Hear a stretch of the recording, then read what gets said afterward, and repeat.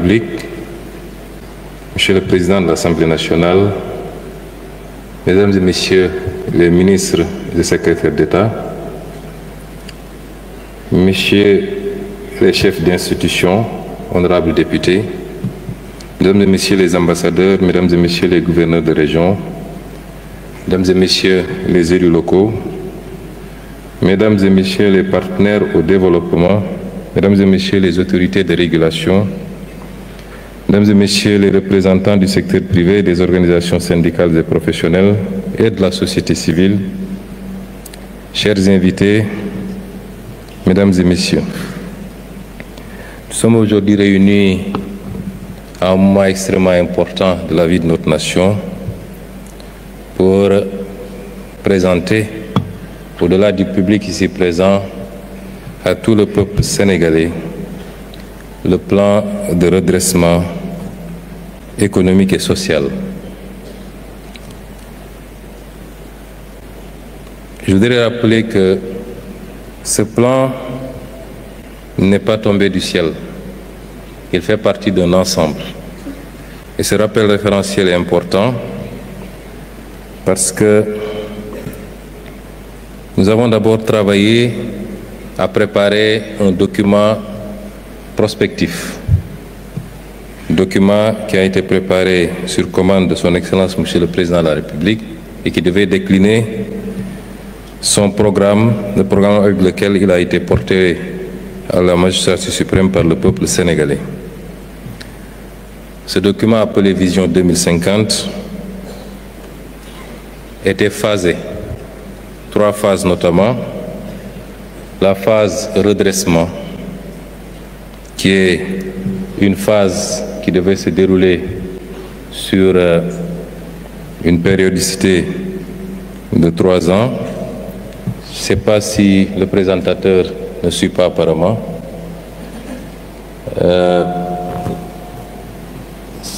Voilà, une phase de redressement, suivie d'une phase d'impulsion et enfin une phase d'accélération.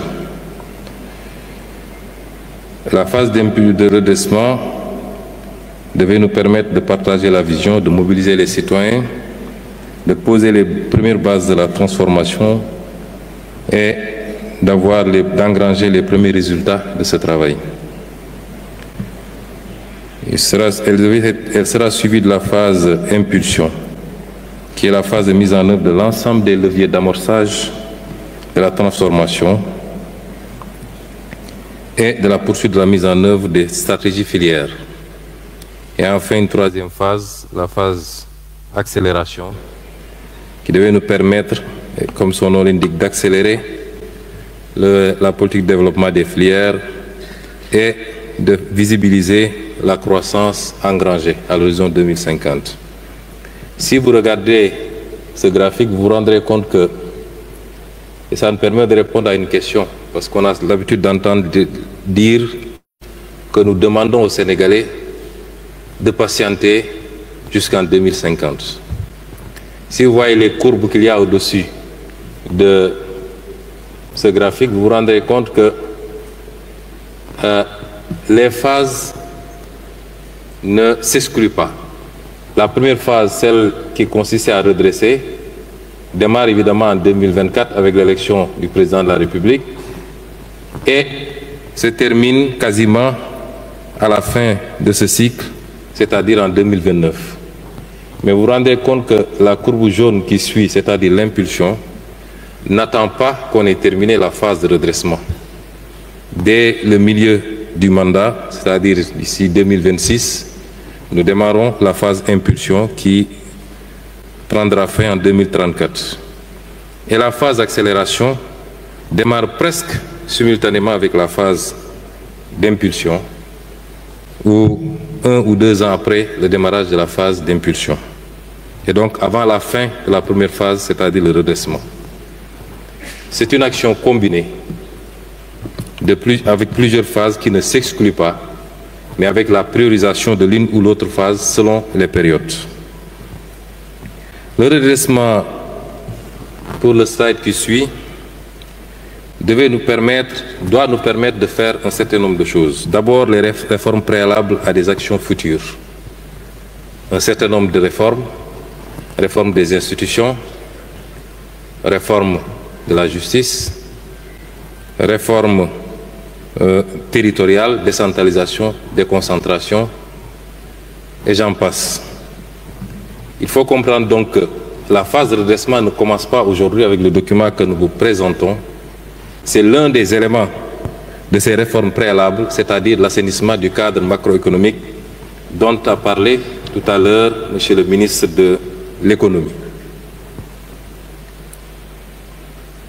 Il faut comprendre donc que cette phase de redressement a démarré depuis les premiers jours du mandat, puisque le président de la République a convoqué les assises de la justice, ça fait partie de la phase de redressement, les assises politiques, ça fait partie de la phase de redressement, un certain nombre d'états généraux sectoriels ont été organisés dans le secteur de l'industrie et du commerce, dans le secteur de l'hydraulique, dans le secteur du transport, entre autres.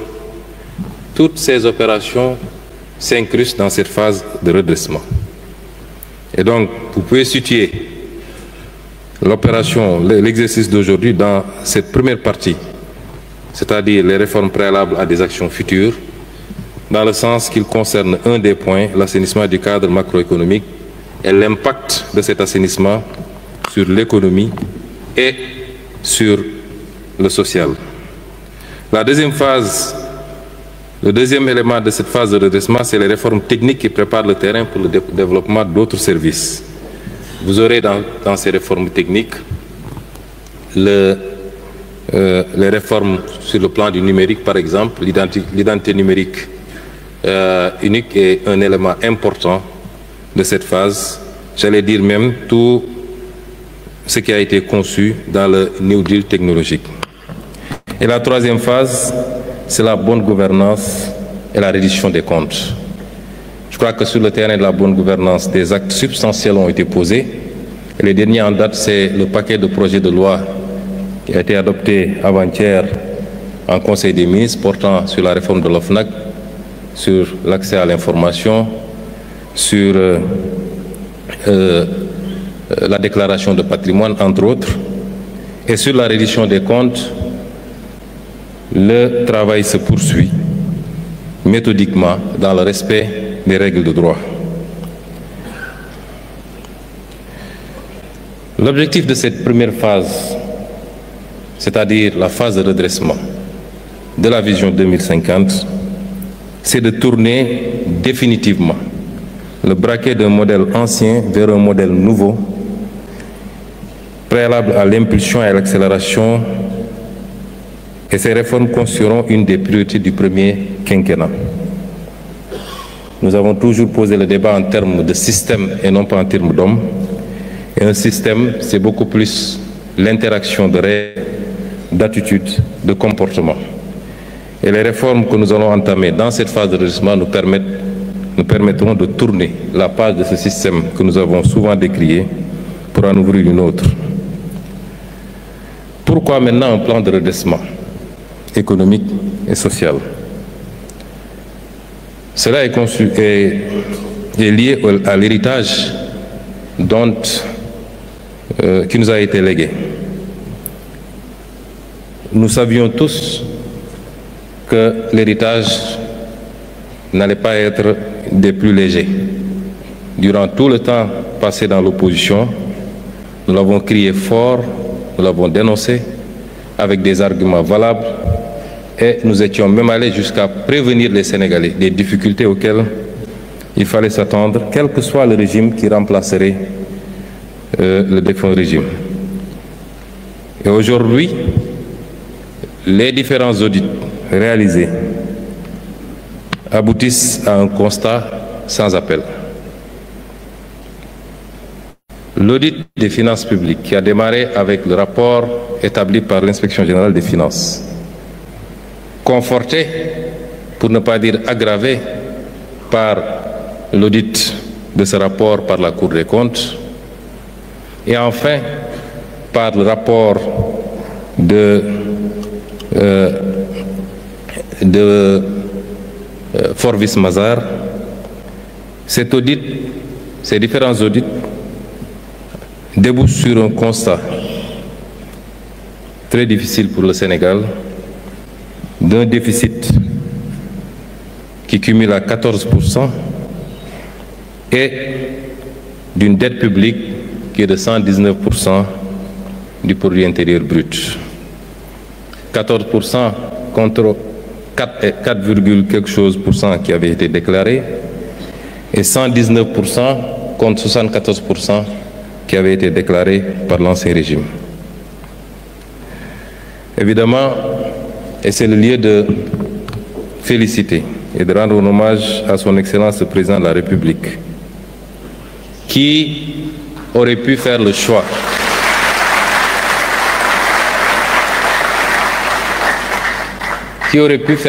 de la dissimulation.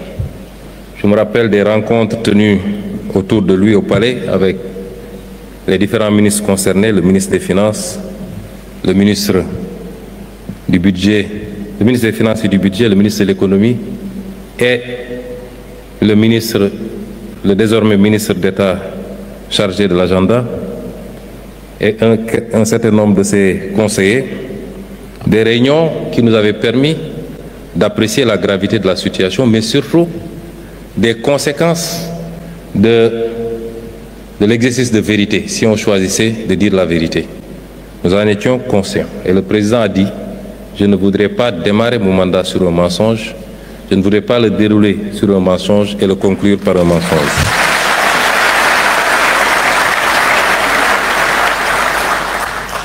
Et cet exercice de vérité a pour conséquence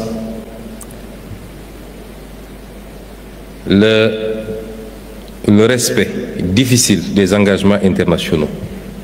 Mais le Sénégal a tenu et jusqu'à présent, nous avons respecté notre signature, nous avons respecté nos engagements internationaux, sans pour autant que ça n'empêche le pays de continuer à faire face aux défis cruciaux à l'intérieur. C'est le lieu ici également de féliciter et de rendre hommage au ministre des Finances et du Budget, à toutes ses équipes,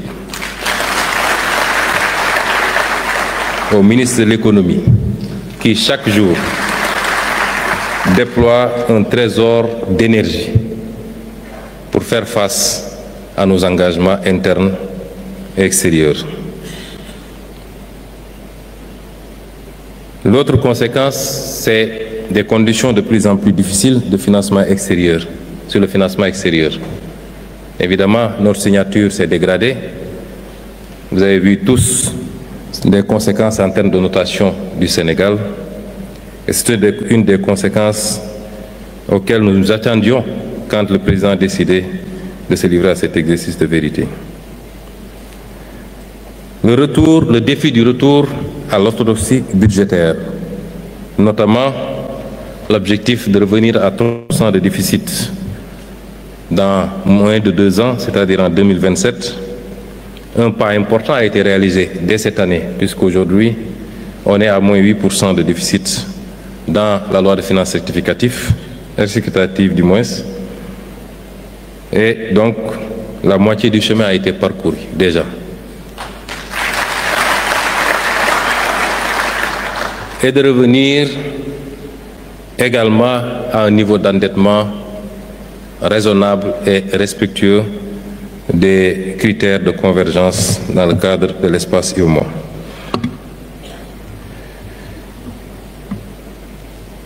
Tout ceci combiné à l'attente légitime des Sénégalais.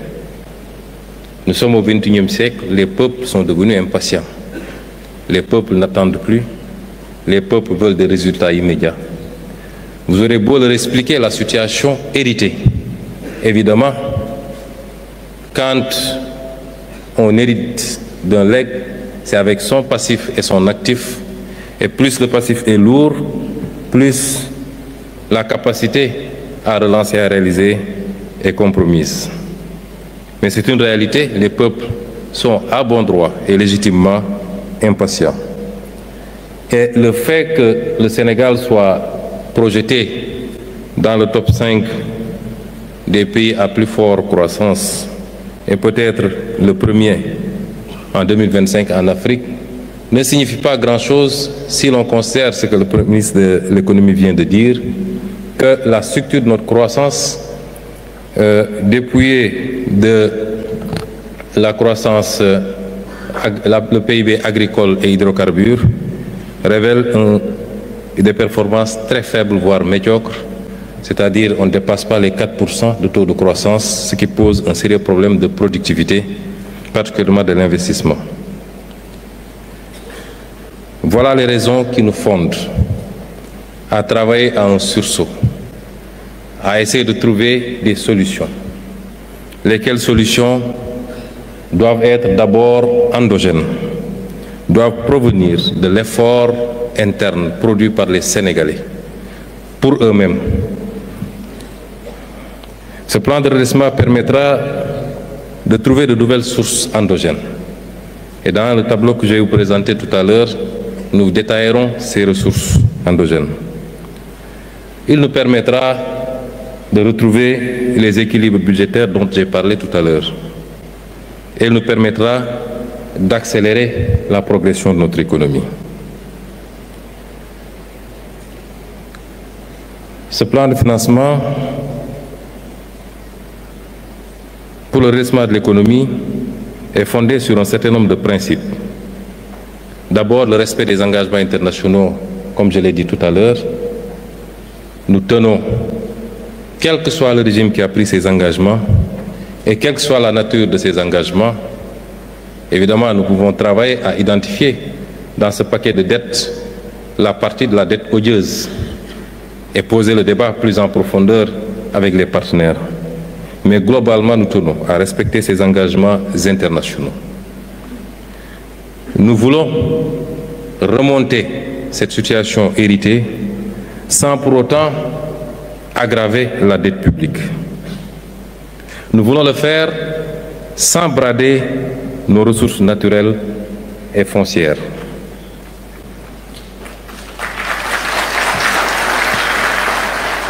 Nous voulons le faire dans une quête de souveraineté dans le secteur bancaire et particulièrement des banques à connotation publique. Nous voulons le faire sans mettre trop de taxes supplémentaires sur les investisseurs au détriment de l'attractivité de notre pays. Nous voulons le faire par un exercice de lutte contre la fraude sous toutes ses formes et nous devons le faire dans le respect de l'équité, dans la contribution financière des acteurs, règles essentielles du droit fiscal. Alors, nous avons entendu beaucoup de développement sur les plans de redressement. En quoi ce plan de redressement est différent des autres? Nous ne sommes pas remontés jusqu'en 1979 pour le PREF, qui semble être le premier plan de redressement, mais comparativement au financement du programme de résilience économique et sociale qui a été élaboré pour faire face aux conséquences de la crise de la Covid-19, dans son modèle de financement d'abord, le PRES avait été financé à 84,5% par les partenaires au moyen de prêts concessionnels, de dons et de reports d'échéance.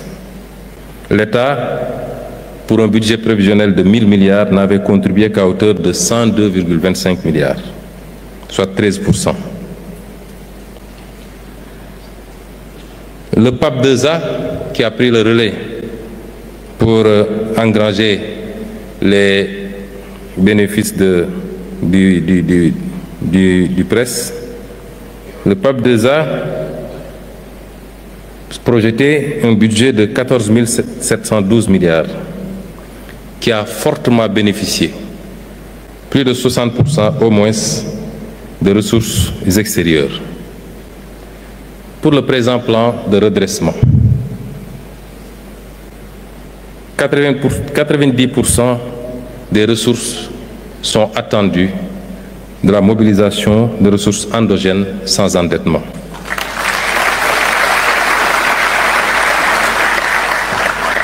Nous ne solliciterons les partenaires extérieurs que pour la partie du recyclage des actifs que je présenterai tout à l'heure, mais tout en conservant la propriété de ces actifs ou lors des appels publics à l'épargne sur le marché intérieur où des résidents de la zone pourraient éventuellement contribuer.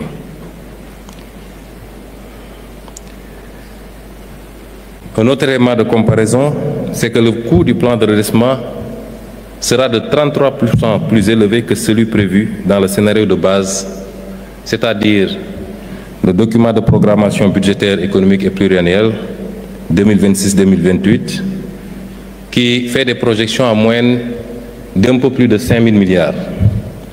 Considérez que pour ce plan, l'objectif initial que j'avais confié aux équipes, c'était de mobiliser au moins une année budgétaire de plus, d'essayer de rattraper une année budgétaire de plus, qui équivaut sensiblement à la dette cachée, à la dette qui n'a pas été comptabilisée dans nos écritures. Et comparativement donc au PAP 2A, dont les ambitions n'étaient que de 4% par rapport au schéma initial, c'est-à-dire le PAP 2. Ces éléments de comparaison nous permettent d'apporter ou d'anticiper sur un certain nombre de réponses et qui recoupent notre volonté, notre discours qu'on a toujours tenu. Hier, ici, lors de la remise des lauréats du concours général, je retiens une phrase prononcée par le président de la République, son souhait de voir les Sénégalais s'approprier du concept de souveraineté. Tout ce plan, toute la trame de ce plan répond à ce besoin, à cette option forte de souverainiser notre pays, de faire des efforts par nous-mêmes. Nous ne pouvons pas, 65 ans plus tard, continuer à attendre le salut de l'extérieur. L'Afrique doit évoluer et le Sénégal doit évoluer. Depuis que les constats ont été faits après les audits, tout le débat national tournait autour du FMI. Le FMI n'a pas décaissé. Est-ce qu'on aura un nouveau programme avec le FMI? Ce que nous présentons aujourd'hui n'attend rien quasiment de personne, sinon du peuple sénégalais lui-même.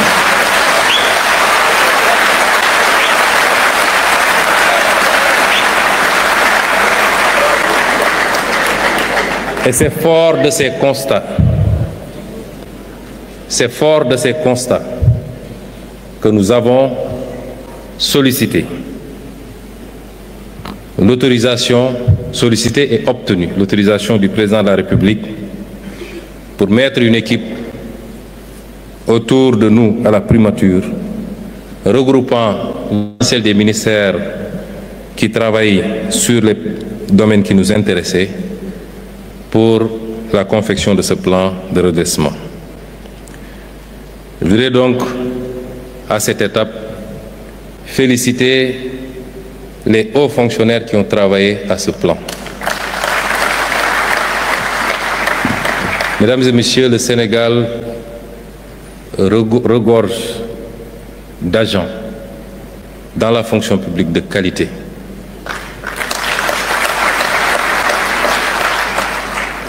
Ils nous l'ont démontré déjà lors de l'élaboration du référentiel qui a été fait avec l'expertise exclusivement sénégalaise, accompagnée par un cabinet privé sénégalais également. Je veux féliciter tous ceux qui ont travaillé à ce document, sous la coordination de M. Moustapha Sen, conseiller spécial chargé des questions économiques.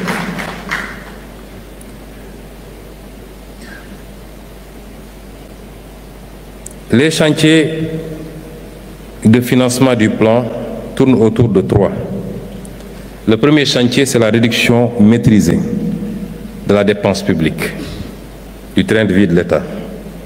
Le second chantier, c'est la mobilisation des ressources domestiques. Et le troisième chantier, c'est le financement endogène complémentaire hors endettement. Pour l'optimisation de la dépense publique, nous avons travaillé d'abord à l'amélioration de la planification stratégique, notamment avec la mise en place des cadres de dépenses à moyen terme, les indicateurs de performance, l'élargissement du scoring matriciel des projets. Pour tous ces éléments, je vous aurais renvoyé à la mise en œuvre de la vision sous la coordination éclairée de M. Amin Lo, ministre d'État chargé de l'agenda, appuyé par le box de M. Birom Oloba. Il y a la digitalisation et l'optimisation également de la commande publique. L'introduction de mécanismes de modernisation de la commande publique, de plateformes digitales, mais également la rénovation des procédures d'exécution budgétaire sur lesquelles M. le ministre des Finances a beaucoup travaillé. Évidemment, pour ce qui est de la commande publique, des aspects importants comme la mise en place d'une centrale d'achat qui nous permettra de regrouper un certain nombre d'opérations, de rationaliser également les acquisitions, est un élément extrêmement important. Et enfin, la réduction de la taille de l'État, où les équipes ont travaillé à la fusion et à la suppression d'un certain nombre de structures, particulièrement des structures des agences d'exécution, mais également pour l'administration classique, un travail de resserrement va être fait. Le second axe, c'est la mobilisation des ressources domestiques. La mobilisation des ressources domestiques vise à aller chercher les niches, d'abord dans le secteur du numérique. Nous avons énormément de niches dans le secteur numérique, qui est le secteur en plein essor, mais qui jusque-là était sous-fiscalisé ou pas du tout fiscalisé dans beaucoup de ces aspects. Dans le tableau que je vais vous présenter tout à l'heure, je reviendrai sur le détail ligne par ligne. Il s'agit de la fiscalisation, par exemple, des jeux de hasard en ligne, comment on appelle ça, du mobile money, des transferts marchands également, et de beaucoup d'autres aspects comme ça, qui n'étaient pas suffisamment fiscalisés ou pas du tout fiscalisés quelque part. Il y a également l'optimisation des revenus du foncier. Chers amis, le foncier est un élément important de patrimoine qu'il convient de fructifier en évitant le plus possible de céder. On peut l'utiliser comme levier financier et levier des fonds. Le foncier bâti comme le foncier non bâti. On peut l'utiliser également pour permettre l'accès aux droits, aux titres, contre paiement de sommes bien précises, ce qui permettrait à la fois d'engranger des recettes substantielles pour l'État, mais de sécuriser également la possession pour les citoyens. Les amendes et redevances, une longue liste a été établie pour renforcer les amendes et les redevances par rapport à certains types d'infractions, par exemple au code de la route et beaucoup d'autres infractions de ce genre, dont les conséquences sont incalculables en perte de vies humaines et en dégâts matériels.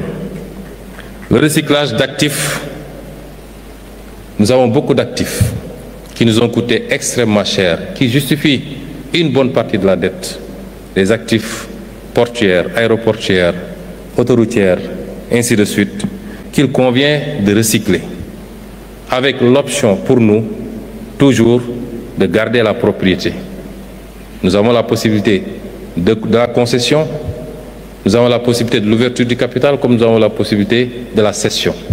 Nous écartons pour le moment toute possibilité de céder, mais nous pouvons concéder la gestion, particulièrement au secteur privé, et nous souhaitons qu'il soit prioritairement national, avec un partage des gains sur les dividendes.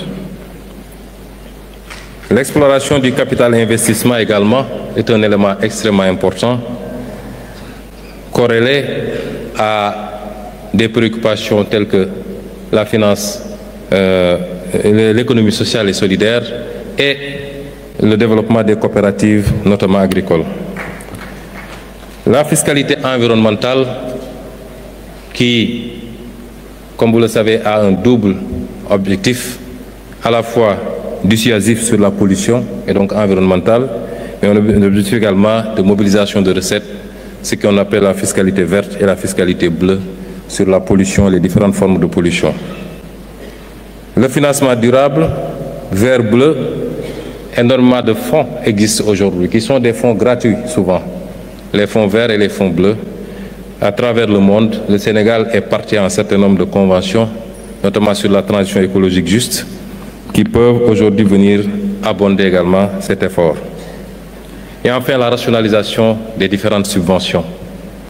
Le ciblage, un peu essayer de cibler pour toucher les vrais, ceux qui ont vraiment besoin de ces subventions, aussi bien dans le domaine de la pêche, dans le domaine de la distribution des produits d'hydrocarbures, ainsi de suite, pour éviter que des gens de la couche moyenne ou même des gens très aisés puissent continuer à capter les subventions au détriment de ceux qui en ont vraiment besoin. Et enfin, les troisièmes sources de financement, c'est le financement endogène et les ressources complémentaires.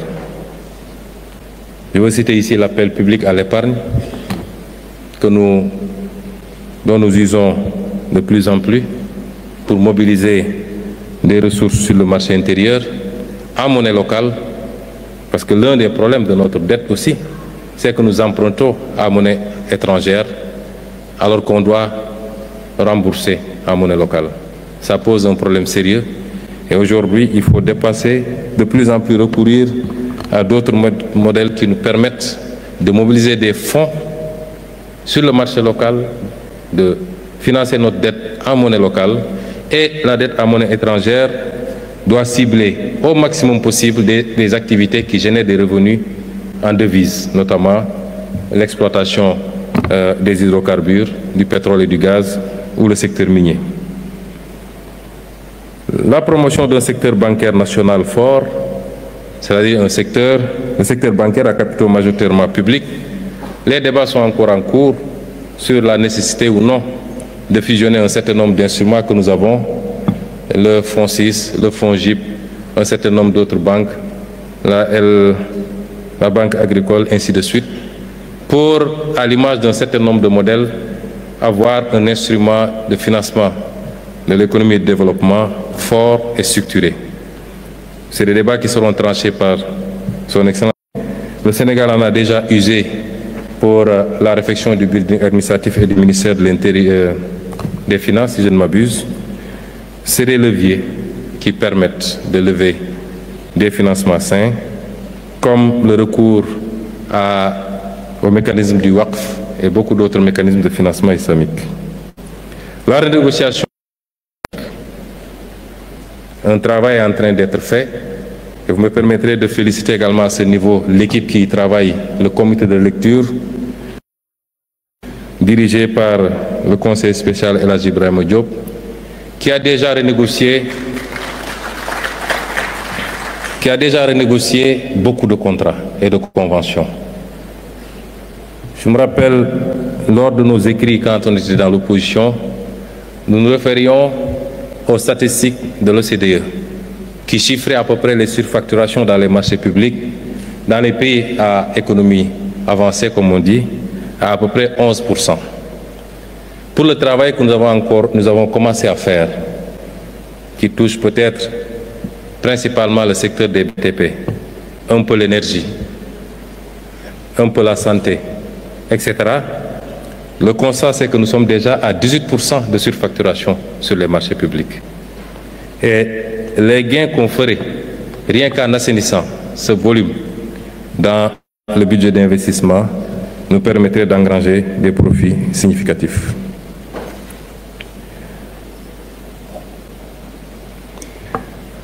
Je vous déroulerai tout à l'heure un tableau sur le détail des lignes de ressources.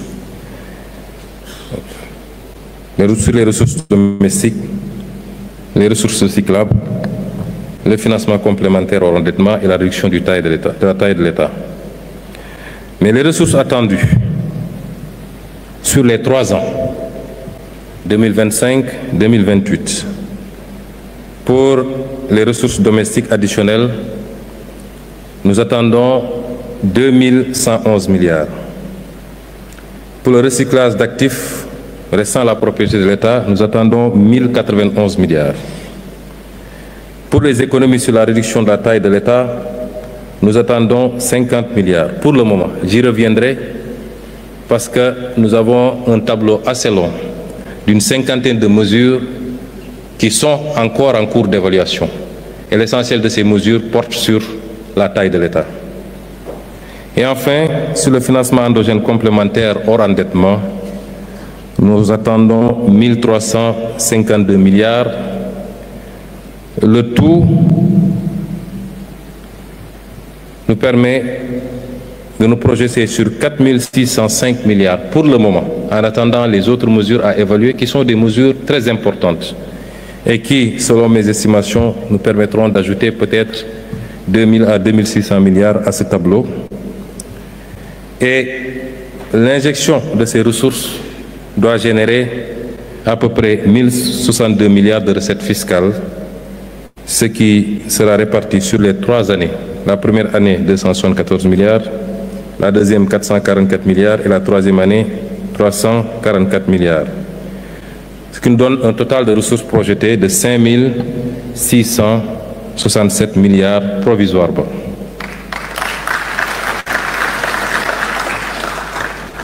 Alors, je ne sais pas si ils avaient remis la clé à la régie pour pouvoir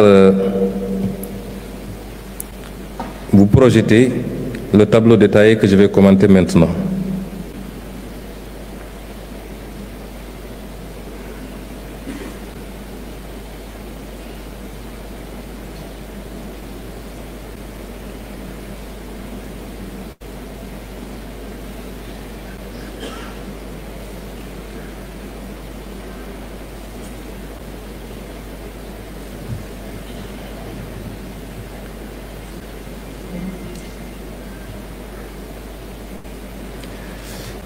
Pour les différentes rubriques, la synthèse des projections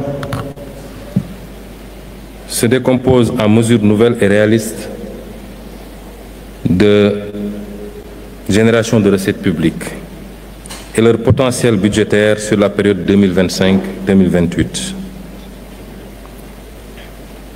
Pour le financement endogène, je vous ai dit que le tableau, je vais citer pour chaque rubrique quelques lignes. Nous avons la ligne renforcement de la collecte des dividendes des entités publiques, sur laquelle nous attendons 27 milliards. Le Sénégal, en tout cas l'État, a été assez négligent dans le suivi de son portefeuille et de la collecte des dividendes dans toutes ses participations. Dans le secteur minier, par exemple, où on a minimum 10%, 15%, 20% de participation souvent, et dans beaucoup d'autres secteurs, comme le secteur portuaire, nous pensons qu'une action générera ce montant. Pour la renégociation des contrats stratégiques, nous nous projetons sur 884 milliards. Un travail consistant à corriger les déséquilibres constatés dans les conventions minières, pétrolières et industrielles, telles que les cimenteries, notamment en matière de redevances de fiscalité et de production déclarée. Elle inclut également le recouvrement des amendes issues des audits métrologiques et fiscaux. Pour la mobilisation de l'épargne nationale et de la diaspora, l'objectif c'est de capter les flux d'épargne disponibles sur le territoire national et auprès de la diaspora à travers la création de véhicules d'investissement. Il ne s'agit pas de dire aux gens de donner leur argent de manière philanthropique, mais de les intéresser à un certain nombre de projets structurants sur lesquels ils peuvent investir avec retour d'investissement. Nous nous projetons sur 135 milliards.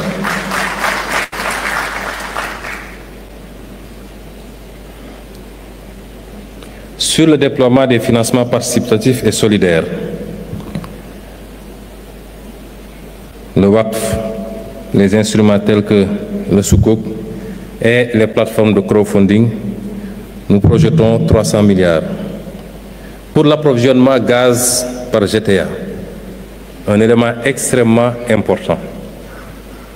Parce qu'aujourd'hui, les contrats de recherche et de partage de production autorisent le Sénégal à notifier ses besoins au plus tard le 1er octobre pour l'approvisionnement de son marché local. Ce que nous avons fait pour 2026. Les gains sont de 177 milliards ou de 143 milliards sur 2026 seulement, selon l'application au nom de la pénalité de 25% prévue et que BP peut vouloir appliquer. Et l'impact sur le kilowattheure, c'est de le faire passer de 115,93 francs kilowattheure aujourd'hui à 76,18 francs kilowattheure. Et donc sur les 3 ans, l'impact attendu est de 435 milliards.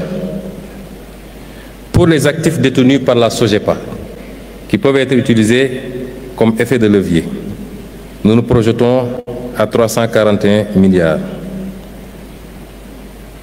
Pour ce qui est de la régularisation du renouvellement de concessions des opérateurs téléphoniques également, nous nous projetons à 200 milliards. Sur les frais de visa électronique que nous avons décidé d'appliquer pour l'entrée sur le territoire national aux pays hors Afrique et aux pays africains qui nous appliquent le visa, nous nous projetons à 60 milliards. Sur le recyclage d'actifs comme les autoroutes, nous nous projetons à 126 milliards. Par rapport à la réduction du train de vie de l'État, je vous avais dit tantôt que pour le moment, une seule mesure sur la dizaine de mesures, une seule mesure est pour le moment évaluée.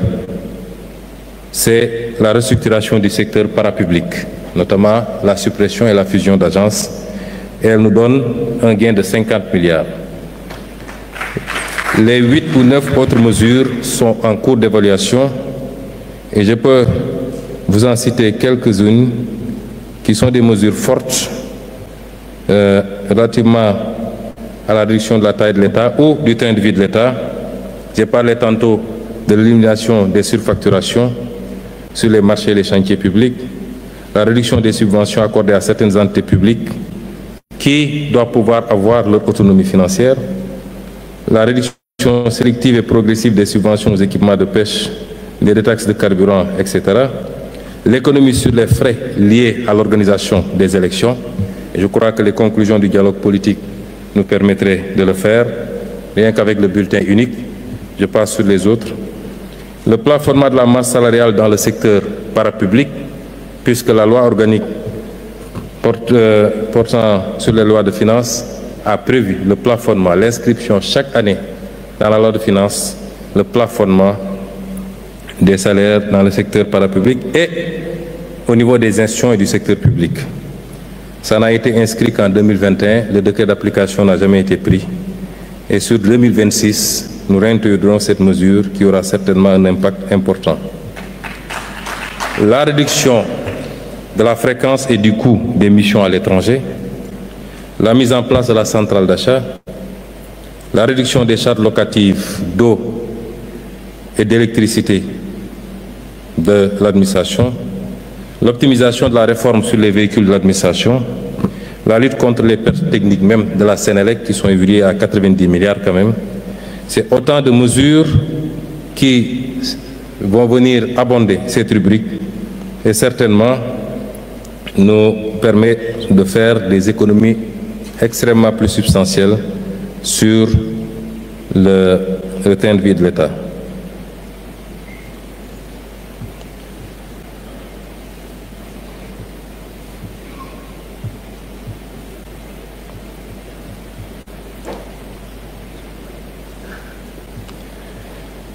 Donc après ce volet, sur le recyclage des actifs, nous nous projetons à 1519 milliards. J'ai parlé des actifs détenus par CGA, par SOGEPA. La possibilité d'une cession partielle du site de l'ancienne base militaire française de Rufisque, si le président de la République l'autorise, ce qui ne semble pas être le cas pour le moment, avec un veto fort des forces armées. Sur la zone économique de Diass, où un modèle d'aménagement et de mise en location ou de cession partielle peut être envisagé, où nous escomptons 215 milliards. La régularisation de convention des opérateurs, j'en ai parlé. Et le site de Dantec, où il y a encore 3 hectares que le Fonds 6 envisage de gérer pour générer 126 milliards. Pas en termes de cession, une fois de plus. Pour la mobilisation des ressources domestiques, nous envisageons avec la mise en concession ou vente partielle de terrains viabilisés des zones à fort potentiel économique. Je veux dire ici, pour les besoins sociaux à des Sénégalais, de toutes les couches, mais particulièrement des couches les moins favorisées, mais également pour les besoins du tourisme, où la SAPCO et ses agences dans l'aménagement de sites dans la Petite Côte, Mbodienne et autres, dans le sud, à Béné, etc. Et pour des programmes immobiliers et logistiques. L'évaluation de l'assiette et des droits additionnels nous projette sur 80 milliards. Pour les redevances audiovisuelles, le ministre a commencé déjà un travail important, M. Aliou Sall, ministre des Télécommunications. Il s'agit ici d'aller au-delà de ce qu'il a commencé et de fiscaliser tout ce qui est publicité en ligne, les vidéos sur demande, notamment les plateformes telles que Netflix et autres, les services numériques. On se projette à 16 milliards. Le e-commerce, les revenus d'influenceurs qui, quelquefois, encaissent beaucoup d'argent.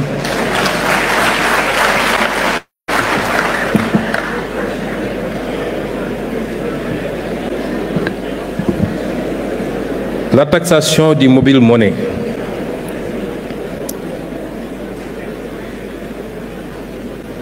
La taxation du mobile money qui existe déjà, mais qui se fait sur des bases très faibles. Nous avons beaucoup travaillé ces derniers jours avec la Direction générale des impôts, le ministère des Finances, le ministère des Télécommunications, pour aboutir à des bases beaucoup plus saines, sans pour autant que ça constitue un surenchérissement perceptible du coût des transferts, et l'État compte engranger 130 milliards sur les 3 ans. La taxation des transactions marchandes, où nous projetons sur 4 milliards, les transactions marchandes d'e-mobile money. La taxation des jeux de hasard, notamment le pari en ligne et les casinos en ligne. Les jeux de hasard, le jeu en ligne aujourd'hui constitue 80% du jeu de hasard. Il nous faut aller chercher les 20% qui restent. Mais nous avons choisi, puisque dans ce secteur, les bookmakers étaient taxés, la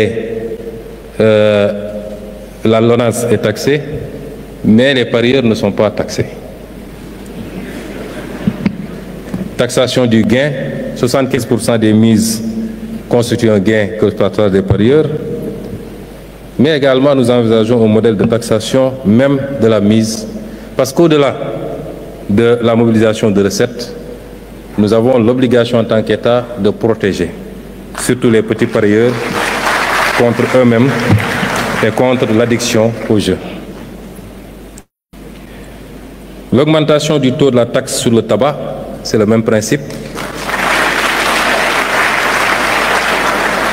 que nous envisageons d'amener au plafond UEMOA qui est de 100%. Aujourd'hui, nous taxons à 70%.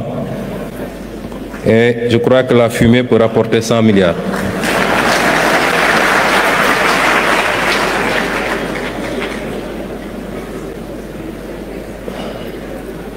Le relèvement de l'âge limite d'importation des véhicules de tourisme. C'est une forte demande de la diaspora. Ils seront satisfaits aussi bien pour les véhicules utilitaires, 8 à 10 ans, les véhicules supérieurs à 3 tonnes 500, 10 à 15 ans, et la généralisation des droits d'accès sur les véhicules de transport et de marchandises. Ces 3 mesures doivent pouvoir rapporter un peu plus de 100 milliards.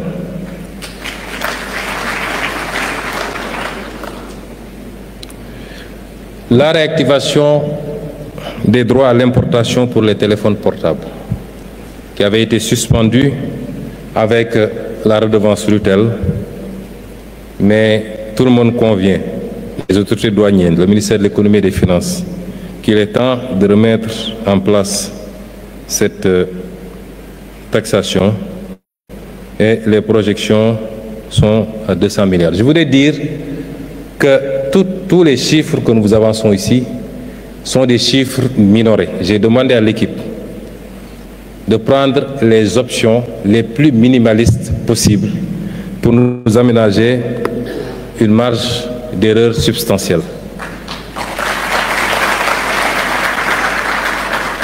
La mise en place d'un programme de marquage fiscal qui permet de lutter évidemment contre la fraude sur les quantités, mais également de garantir un peu la qualité de la consommation. Donc des préoccupations de santé, où nous projetons 87 milliards. La réactivation du droit de sortie sur les exportations d'arachide et de la noix de cajou, 27 milliards et 15 milliards. Ici, c'est à la fois des soucis de collecte, mais également de protection de notre secteur industriel pour l'arachide, mais l'incitation également à la transformation locale. Et c'est là où nous attendons le secteur privé national. La modification de 10% des barèmes de loyer sur le domaine de l'État. L'État donne des baux, mais nous constatons que les taux contenus dans les barèmes sont extrêmement faibles et n'ont pas été révisés depuis 2011, si ma mémoire ne fourche pas. C'est des mesures qu'il faut, pas seulement sur le barème des loyers, mais également sur le barème des cessions définitives. Si l'État veut acheter un terrain d'un particulier, il l'achète au prix du marché.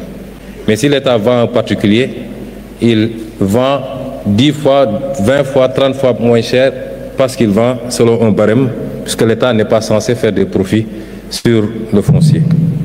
Mais cet État-ci, qui a hérité d'un déficit de 119% et d'un déficit de 12%, est censé faire de l'argent.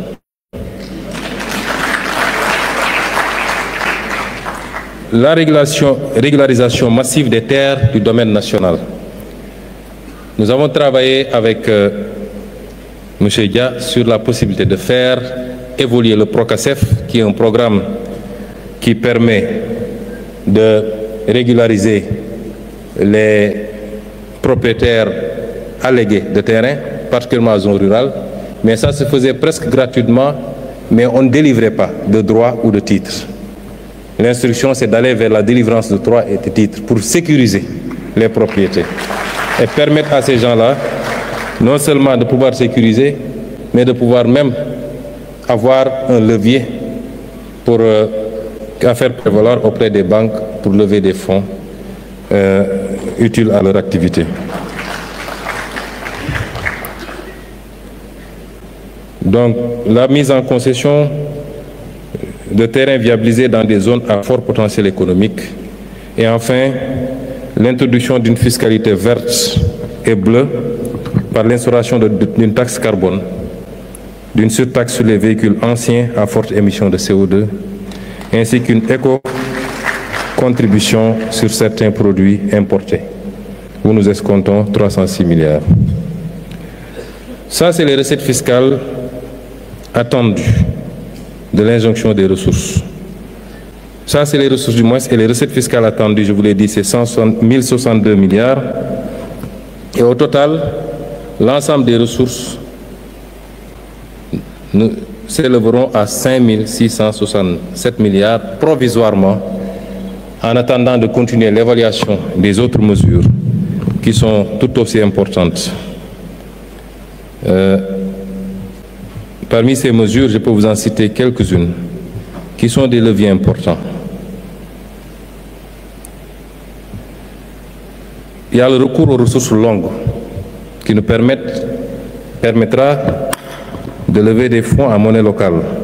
C'est le cas des fonds de pension, les consignations, le capital assurance. L'objectif ici, c'est de remplacer la dette par l'equity et d'avoir plus de marge, puisque c'est des ressources longues. La révision du mode d'indexation de la prime fixe sur l'électricité, l'imposition d'une amende forfaitaire aux propriétaires d'immeubles n'ayant pas respecté la réglementation en matière de construction, notamment les ascenseurs, les parkings et autres. L'application effective des taxes sur les nouvelles conventions de pré-projet, puisque les montants sont libellés tout le temps en TTC. Je vous ai cité tout à l'heure les mesures pour le train de vie de l'État. Je les saute donc. Je vais sauter, je vous donne quelques échantillons.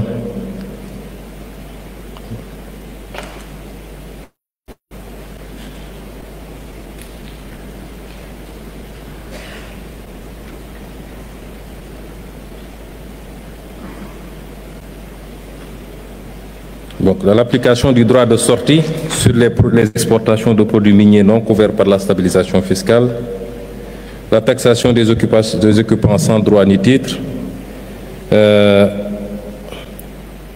la traque et la sanction des fausses quittances, des faux certificats de taxes, des certificats recyclés.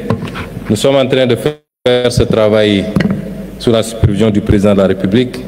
Je ne vous en dirai pas davantage puisqu'il est en cours, mais la lutte et la compression de la fraude sur ces aspects-là va générer énormément de ressources. J'ai parlé de la subvention modulée du carburant, donc le ciblage.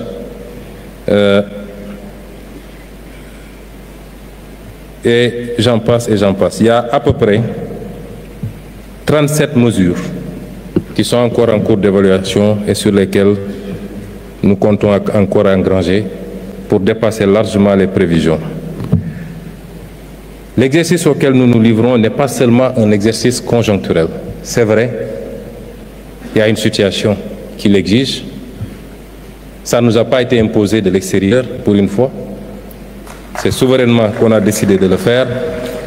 Mais au-delà de cette situation conjoncturelle, cet exercice nous permet de répondre à une des positions que nous avons toujours défendues.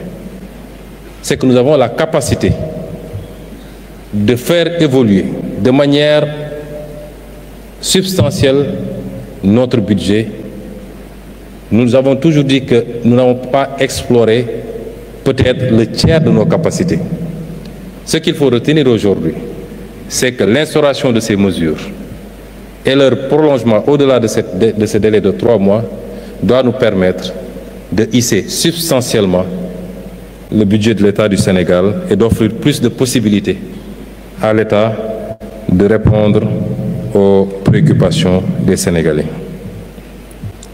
Pour revenir au PowerPoint, monsieur le technicien, je voudrais parler maintenant des axes du plan de redressement.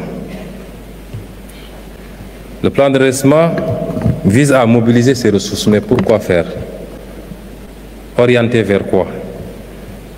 Nos objectifs, c'est d'abord les services sociaux de base qui bénéficieront d'un financement plus conséquent. Le premier axe, donc, c'est l'appui aux ménages.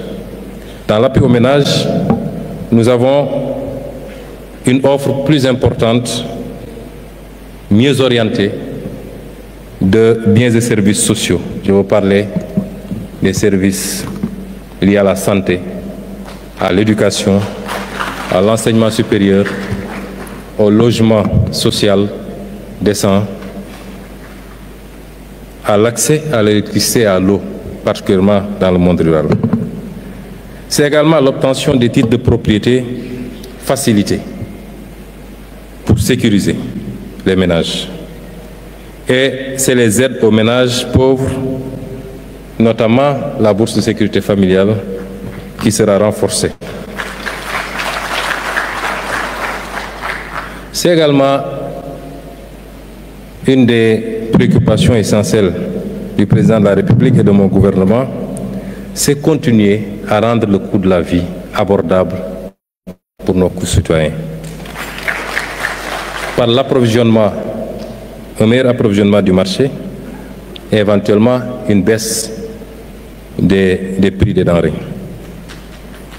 Et évidemment, la création massive d'emplois par l'abondement des fonds destinés au financement, particulièrement des jeunes et des femmes, pour l'employabilité et l'emploi. Toujours pour l'appui aux ménages, je disais tantôt, j'ai cité tantôt le cas des bourses de sécurité, et un ciblage, un meilleur ciblage évidemment. Quand on dit cibler les subventions, certains proposent souvent de supprimer carrément les subventions et de faire des transferts cash qui profitent à partir du fichier RNU, qui nous permet de connaître les ménages considérés comme pauvres, de pouvoir les cibler directement par des cash transferts. Et enfin, penser sérieusement à la gratuité de certains services de base, par exemple, pourquoi pas les médicaments génériques qu'on pourrait éventuellement rendre gratuits, mais c'est en réflexion. Pour le second point, c'est le soutien au secteur privé national et la libération des énergies créatives. L'accès au foncier revient parce qu'entreprendre nécessite, pour la plupart du temps, de pouvoir accéder au foncier. Des mécanismes simplifiés et accélérés pour permettre à ce secteur privé d'accéder au foncier. L'amélioration de l'accès à l'électricité, j'en ai parlé tantôt. L'un des éléments de compétitivité industrielle particulièrement, c'est le coût de l'énergie. Nous ne pouvons pas continuer à être à plus de 110% du coût de l'énergie et vouloir compétir avec des pays qui sont à 12 francs. Si je prends le cas du Qatar, mais qui a suffisamment de gaz pour le faire, ou 60 francs si je prends le cas de la Chine.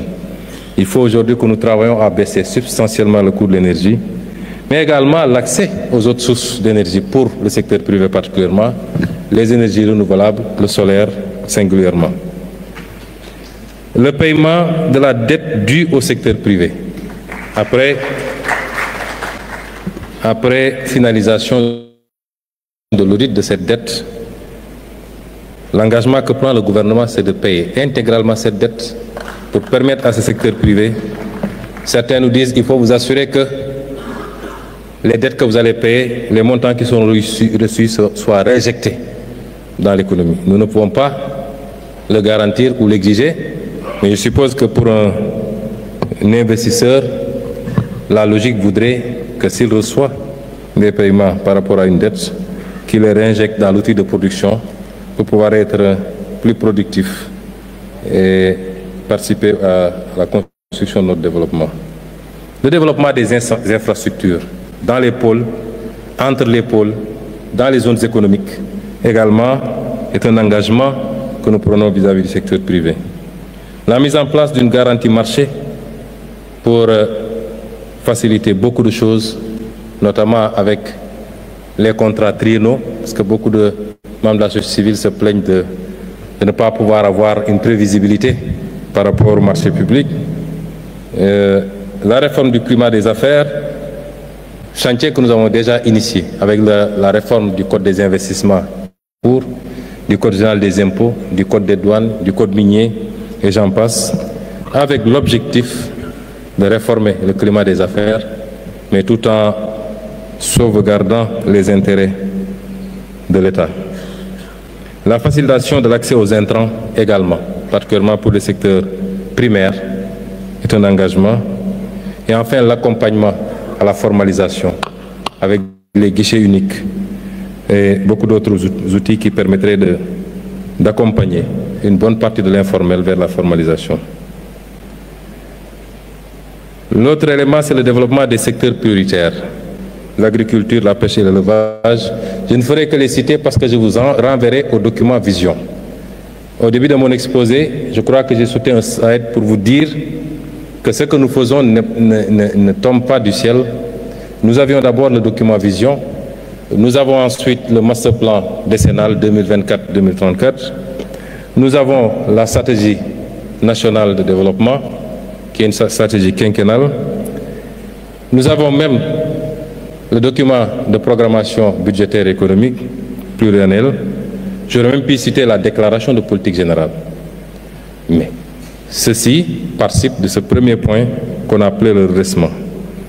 Mais si vous vous rabattez sur le document Vision qui sera publié la semaine prochaine, Monsieur le ministre d'État, aujourd'hui, Monsieur le Président de la République me dit que ce sera publié aujourd'hui, ce document,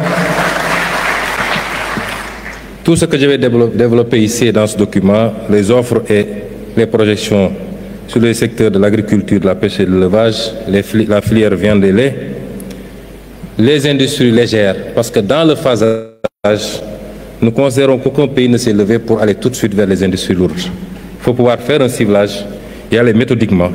Donc, le fer, la métallurgie et la sidérurgie, où nous avons des offres concrètes, même si ça semble être des secteurs assez lourds. Et c'est pourquoi le pari de l'énergie est important. Une fois de plus, c'est la mère des batailles. Le logement social, pas ici sous le volet social, mais c'est des entreprises qui viendront faire des offres. L'agro-industrie, le tourisme, les BTP, le numérique, l'industrie pharmaceutique, chimique légère, l'industrie culturelle et créative, le textile habillement, les matériaux de construction et l'agro-industrie. Quels sont maintenant les impacts attendus? D'abord, sur le plan social, l'application de ce plan, combinée à toutes les autres initiatives, parce que ce que je vous ai montré ici n'a rien à voir avec les différentes réformes, par exemple les différents codes, même si, de manière anticipative, certains points validés ici devraient être pris en compte, mais nous allons anticiper parce que dès les prochaines semaines, nous présenterons à l'Assemblée nationale un paquet de réformes qui doit accompagner la mise en œuvre de ce plan. L'amélioration de la situation sociale des ménages en milieu rural et urbain, la facilitation de l'accès aux services sociaux de base, l'adoption de nouvelles mesures de baisse des prix de denrées, le renforcement du socle de protection sociale, la promotion de l'entrepreneuriat pour les jeunes et les femmes. Je pense que je peux passer sur ces slides puisque j'ai déjà détaillé ces aspects plus haut. Et enfin, les impacts budgétaires attendus. C'est que ces ressources que nous voulons mobiliser conforteront la position de l'État par rapport à nos ambitions de souveraineté. Je le rappelle encore, il ne faut pas qu'on fasse des confusions. La souveraineté ne veut pas dire l'autarcie. J'entendais des gens qui vous disent, oui, ils parlent de souveraineté, pourtant ils empruntent. Ce n'est pas ça la souveraineté. La souveraineté, c'est avoir le choix dans les schémas que vous mettez en place, qu'on ne vous impose pas des modèles. C'est de pouvoir dire, ma priorité, c'est de mobiliser sur les marchés, dans des conditions les plus favorables, les taux les plus favorables, les maturités les plus favorables, et de ne recourir au multilatéral et notamment au FMI qu'en dernier ressort parce que je n'aurai pas d'autre solution. C'est le contraire de ce qu'on fait actuellement. C'est ça la souveraineté. Mais ce qui vous permet d'être à l'aise sur ça, c'est votre capacité à mobiliser des ressources endogènes, à assainir votre cadre macroéconomique. Et c'est ce travail qui va nous permettre effectivement de conforter la position de l'État. C'est le respect de nos engagements internationaux qui seront plus facilités. C'est la contribution. On ne dit pas que c'est ce plan qui va le faire à lui seul, mais il contribuera substantiellement à l'objectif d'atteinte de ramener le déficit à 3% en 2027. Mesdames et messieurs, nous voici arrivés au terme de notre exposé. Ce que je voudrais dire aux Sénégalais, c'est que nous parlons souvent de souveraineté. Moom sa bopp, mais moom sa bopp am na lu ko jiitu. Li ko jiitu mooy mënal sa bopp.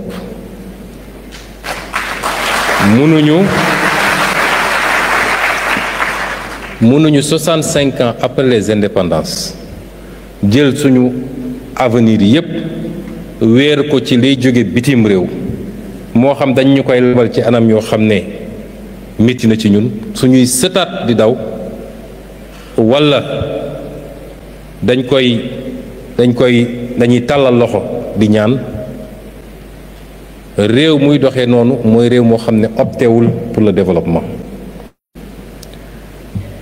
mën ngeen dégg ñu ne ñoom de lépp la ñu bëgg a taxé bu ngeen seetee li ñu def fexe nañu ba li nga xam ne mooy lu essentiel ci dundu Sénégalais yi laaluñu ceeb laaluñu diwlin laaluñu courant laaluñu yooyu yëpp dañ leen bàyyi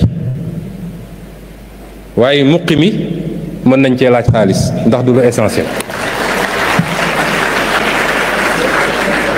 xoos bi mën nañ cee laaj xaalis parce que du lu essentiel ak yeneen yoo xam ne niñ ko tëggee nit ki koy def imma du ko yéeg bu koy def parce que taxe indirecte la c'est indolore wala même bu ko yéegee njëriñ bi mu koy jural moo ëpp solo ndax ki nga xam ne génne na pour am bail wala titre foncier mu war koo téye giiru dundam bu fi jógee jox ko doomam kooku jox ko sëtam loolu njëriñ gi mu koy jural moo ëpp solo li mu jotoon a génne pour am loolu kon fexe nañu ba dugal ci yërmande waaye faw effort am réew du tabaxu ci kenn ku ne di xaar moroomam def wala ñu jàpp ni président Bassirou Diomaye Faye mooy ubbi benn robinet njaga ñaaw milliards yi génn loolu mënul ne kenn ku ne ci ñun war na am lu mu ñaq effort la bu ñu laaj sur une période ñaari at ak genn wàll bu ñu askan wi toppee ci li ñu wax fii la Sénégal di tegu ci yoon ba faw ndax erreur yi ñu defoon démb dootul am ci Sénégal.